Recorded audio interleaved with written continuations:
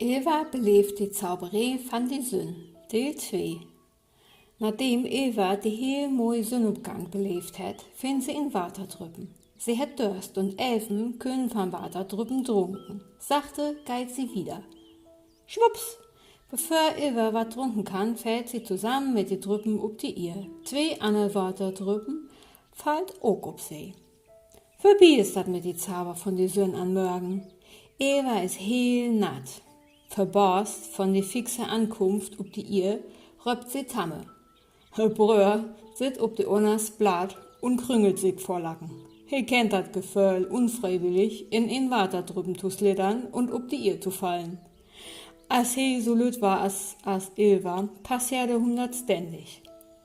Eva findet das nicht lustig. Das ist kalt und her Kleider sind all natt und voll. Die Schreck lächt sich langsam. Sie steigt up, die Lüttenflögel hangen an Hörner unan.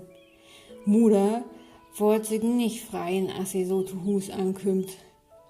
Tamme holt up zu lacken und geht zu Eva. He seht, dass er kalt ist und gibt her sin Jack. So ist das lieg besser. Komm, sagt he, wir gehen nach Hus. Mutter schimpft nicht.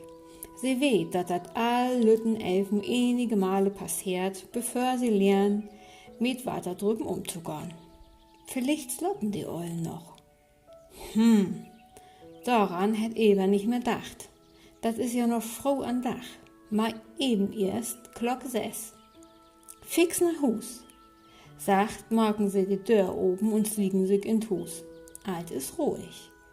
In Blick in die Köken, nimm's es zu sehen. Eva geht in die Badkammer, trägt her natt Kleider ut, legt sie in die Kör vor die Waske. Insucht in Badmantel, liegt sie in her Kammer, sich dröge Kleider anzutun. Tamme macht ein Frühstück für die Familie. Die Ollen wollen blick upstauen. He überlegt, als he Finn upwaken kann. So sie sind all wach, ist für Tiet, wie die Frühstück von der Abenteuer zu vertellen. Tamme geht zu Finn und trägt die Deck weg. Aber was ist das? Als sie sich umdreht, die Deck in den Flur zu legen, trefft was Nades an sin Rück. Tamme kiekt auf Finn. Die sitzt im Bett mit sin Waderpistol bewaffnet und lacht. Als Eva und Tamme tidig ut die Kammers legen, hätt he dorn, so he slobt. Finn hörte aber gaut tau, als Eva vertäte, was sie so froh am Morgen machen wollt. He ahnte, dass die Beten versögen wär, zu Hus zu kommen, bevor die Ollen opwaken. Finn is ein bedader, einfacher Elf, die aber alltied Fülle de Kneten zu haben is. Diese is mal wieder heel moi loben, denkt he. Bevor Tamme ob Tau löbt, über den Schulter legt, in die Badkammer bringt und unter die Brust mit Kohl Wader stellt. Damit hätt ihn nicht regnet. Selten reagiert ihn so fix ob sin Kneten.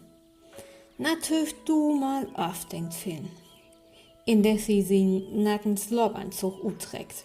Die zu kaum kneb ist die Seger. Die beiden brauten so gut, dass die Eulen davon obwaken. Verborst kicken sie Tamme an, der all anträgt ist, und Finn, die ihn in Handtuch wickelt und mit natten Haar tausin Kammer flitzt. Und die Köken ruckt nach frisk Brotjes und Tee. Was passiert hier? Fragt Vater im ernsten Ton. Tamme betet die Eulen, sich in die Köken zu setzen und zu warten, bis all da sind. Dann können sie das zusammen vertellen. Mutter und Vater setzen sich an die Mui-Decktafel.